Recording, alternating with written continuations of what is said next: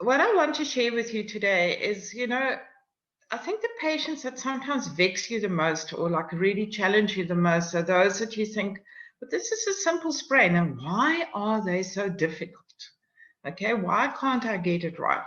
So I'm going to touch on that. And some of the stuff we've learned in the last year or two that kind of enlighten us a little bit as to why they are so difficult.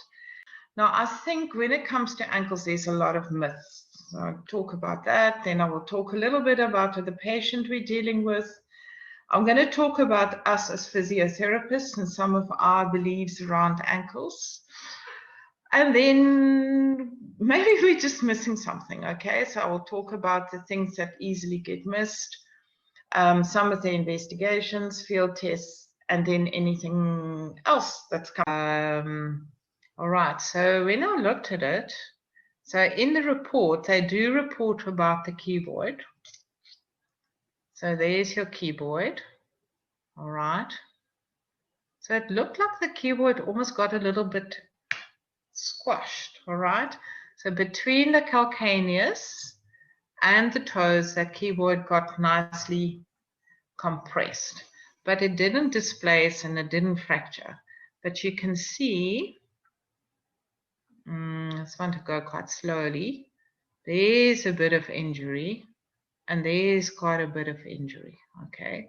A little bit of injury on the medial side, but if you also look, all the cuneiforms kind of light up.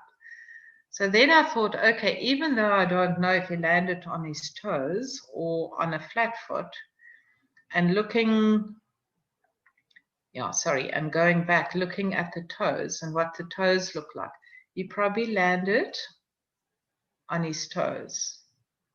Right. And then we look at the one on the right, you can see there as well.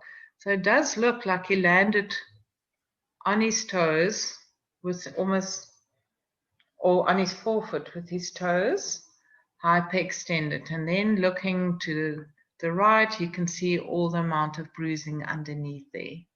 So I would suspect, just looking at that, there will probably be some injury to his plantar plate and maybe his plantar fascia and all those plantar ligaments underneath the cuneiform and the cuboid. Okay. So do you sent in the case study, do you know if he landed on his toes or flat-footed, Helene? Helene, yes, I do. He actually landed kind of on his forefoot and then rolled over the outside of his foot, which is where we thought was the place that he actually did the metatarsal base fracture. So they